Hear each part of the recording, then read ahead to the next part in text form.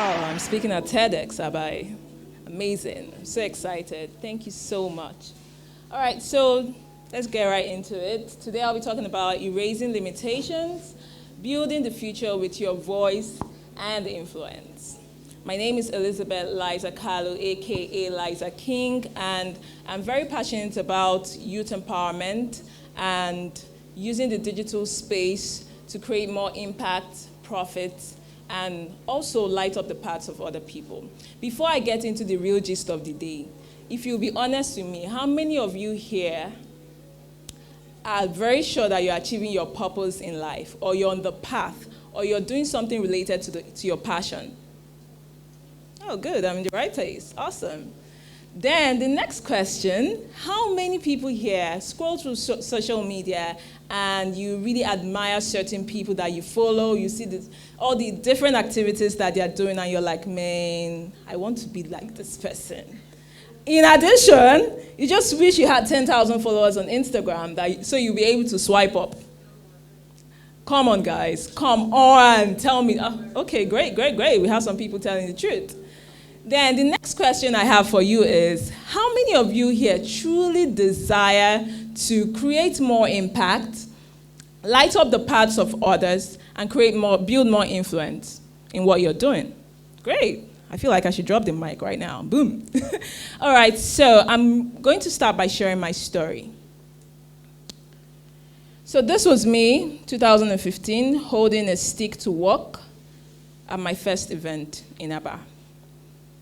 In August 2013, I went through a physical challenge on my leg that sort of crippled me at that stage of my life. So what seemed like some shots of aspirin would solve, as given by the doctors, just wasn't working. From hours to days to weeks to months to years, I found myself using a walking aid to support me while walking. I went to different hospitals. For some weird reason, they couldn't figure out what was happening, what was wrong with me. So this really goes to show a lot of disparities, or rather hiccups, in the Nigerian health system. So in a place like Nigeria, where they don't have a lot of infrastructure set up for people with disabilities, hey, I'm not disabled. I wasn't disabled, will never be disabled. So they don't have a lot of infrastructures for people like going through any physical challenge. That meant that I had to leave my 9-to-5 job in Lagos, come back to Abia State because I needed support.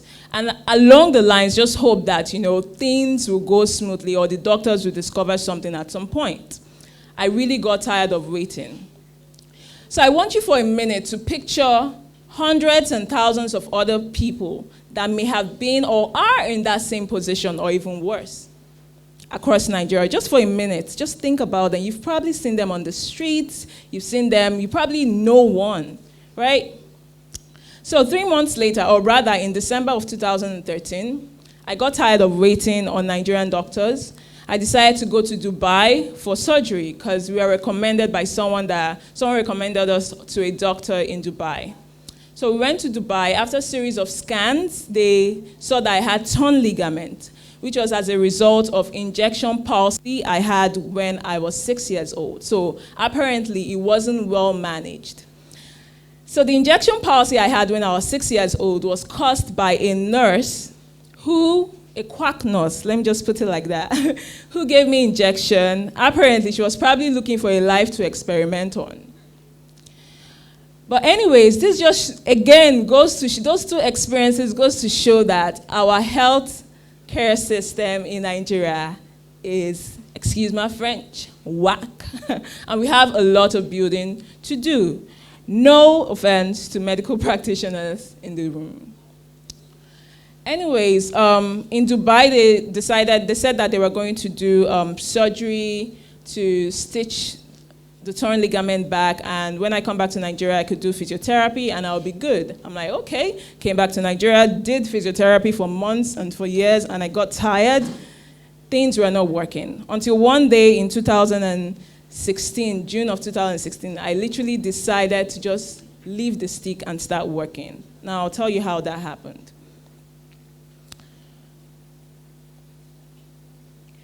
So I got to the point where I was literally tired of a lot of people just looking at me on the road or wherever I was, saying, just probably wondering what happened to me, looking at me with a pitiful face, or an older elderly woman telling me, hey, well, fine girl, can you hear Mary or accident, meaning, oh, fine girl, what happened to you? Is the accident? So I literally got tired of that phase, and that phase of my life drove me to a place of depression. Where I was like, why do bad things happen to good people? Like, I'm a good girl, come on. Like, why should this be happening to me? I just couldn't seem to figure it out. But I got to the point where I almost lost my faith in God. I was like, you know what, there's nothing to live for because I had tried different things, nothing was working. It's even worse when you go on your social media, you're scrolling through and you're just seeing your mates doing things. Year one has passed, the second year has passed, the third year has passed, and you just feel stuck, right? Thankfully, I had the right support system around me. I had good family, some friends, and they were able to guide me through that process. So I got to the point where I invested so much in spiritual and personal development until I was able to get my sanity back. And I made a decision that I would never allow any circumstance, any situation whatsoever to stop me on the path of purpose and on the path of my mission. So I crafted a new mission statement for myself that was grounded on the core values of faith, empowerment, and using my voice to liberate others and to create more impact.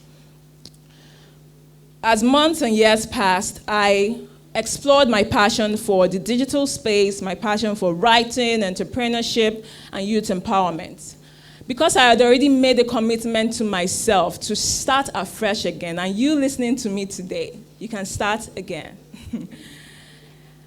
I realized that in my community in Abia State, there weren't a lot of, besides church-related events, there weren't a lot of activities or events or support groups focused on helping young people to thrive, right? So I decided, you know what, I can do this. Let me create a system or a platform that will also raise other leaders, create more impact, and help to build this community into what it should be. So I started organizing events. I started creating smaller support groups that would help young people. So going forward, how can you actually make things happen in your community? You don't have to be in a big place like Lagos or America to make things happen. In your small community, in your village, how can you actually apply certain principles that will help you to thrive? And also, I keep saying, light the paths of others. It's not about popularity. It's about influence and impact. First of all, you cannot ignore this. Be driven by purpose, not profit. First, be driven by purpose. So that's a question we all need to keep on asking ourselves. What drives me? In the words of Simon Sinek, start with why. The next thing is you need to be really solution-focused. I understand you're probably passionate about creating beads. How is that a solution to somebody? When you start thinking about it as a solution to someone that is probably going for an event, or when you start seeing your idea as that idea that will break grounds and create global impact, that's when you start creating change in your community. When you start seeing your business as the solution that your community or maybe market people need to thrive, then you need to change your mindset. What is the solution that you can create today that can solve a problem in your community? The next thing is you need to plan and execute fast. You listen to certain people that are like, I don't want anybody to steal my idea. My idea is so golden, and this one, that one. But as you're thinking about an idea, trust me, thousands of other people are thinking about that same idea. Someone told me the other day, she was very concerned, I want to go into makeup artistry, but there are thousands of people doing the same. Well, light your own stand. Light your own lamp, It's your own personality that, you bring to the table that is going to make the difference. So start planning and execute fast. If it fails, trash it, start again, move on. Because you're still alive today, your purpose is still relevant. The next thing is team and mentorship. These days we hear things about solopreneur, this, that, solo. Well, you can be a solopreneur or whatever, but you cannot build a legacy or generational, influence by, thank you for that, by being a solopreneur. You can't do it alone, right? You need a team and you need the right mentors. I'm so proud of my team, like my Abia team. We do things together. We have yearly retreats. We eat together. We got into Google as trainers together. Find a team that understands your vision. No matter, even though you're in the village, find that team. There has to be, smart people around. Find the team and, build accountability around what you're doing. The next thing is influence and networks. See, let me tell you something about influence. This happened to me not too long ago. A restaurant, really, really cool restaurant, opened in the city where I live. And I just visited and took pictures and put them up on Facebook. All of a sudden, we got hundreds and hundreds of comments. And I'm like, okay. I just put it up because I liked it. Only to find out that the founder of the place got my number, saw the post on Facebook, got my number, and called me and started thanking me for putting it up. I didn't see anything wrong with putting it up because I just really loved the place. So he said, meet me in so-so place. I'm coming to so-so place at the restaurant, right? By so-so time. And I went there, and this man just kept appreciating me, introduced me to his staff, and said, whenever you see this girl, just allow her to enter, that kind of thing. And he hands me a huge amount of money. And I'm like, hello? Is this what influencers enjoy? And that just goes to show that when you use your own personality, see, not everybody is going to listen to Pastor A or Leader A. They have their own tribe. But your tribe is waiting for you because it's only your voice as their shepherd that they will listen to. So you need to start building influence, and the digital space is at your fingertips. If I ask everybody to raise up their phones right now, we can actually buy how many lands? Someone, just give me a key. How many lands? 9 acres. Oh, okay. All right, we can buy lands, do you get? So what are you using your phone for? Maximize the digital space in a wise and smart way. Then, of course, your networks. Like I said, this life is not a solo journey. You did not come to die alone or to carry this whole burden alone. Seek out the right people and keep growing your networks. Whether it's through conferences or online, whatever it is, make this a very intentional practice.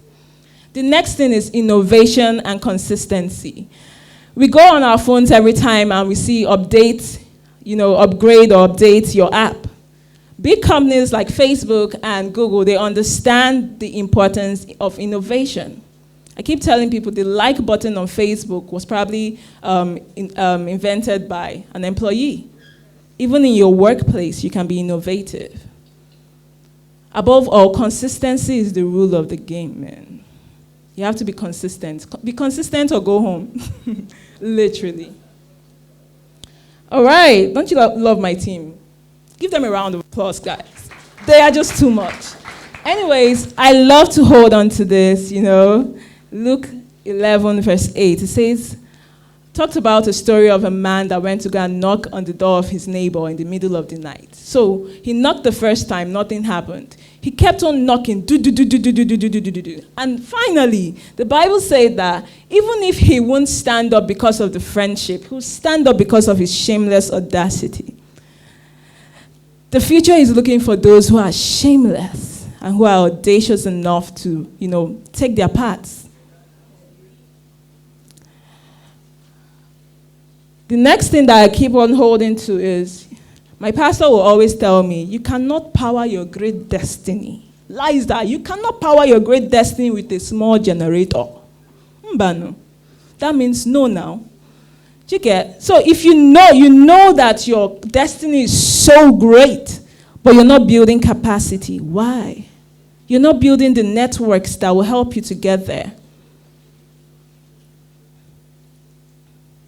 So in the midst of all this, some people might be like, oh, but I don't have a college degree. I don't have this. I don't have that. Remember, you're here for a reason, and my topic is erasing limitations. Like literally, you cannot just see any cover or any limitation at all. Just refuse to see it. They normally say the light is at the end of the tunnel, but guys, you are that light, man. You are the light in that tunnel. So I like to refer to the part of the talents in the Bible where one was given one talent, the other 3, and the other 5. The guys that multiplied their own talents, they were given 3, multiplied it. The one that was given 5 multiplied it. They understood the multiplier effect. They understood that they had to build structures for their future generations. But the one that had a mindset of 1, that was given 1 talent, he went to go and bury it because he had a mindset of 1. What is your mindset saying? It's not about you. You're not even in the equation. I'm sorry. So it doesn't matter if the future that you're expecting hands you a very small package right now and says, you know what, this is the small plant I've given to you. The future hands you that small plant because in you have the ability, the capacity, the wisdom, the knowledge, the understanding to turn it into a big city or anything, big business, big anything that you want. It's in you before it comes out of you. So whatever life gives to you, no matter how small it is, you can turn it into something bigger. So this is just encouraging a lot of young people and millennials out there. Your voice, your influence, in wherever small community that you are in, can make a difference and also light the paths of other people. Thank you.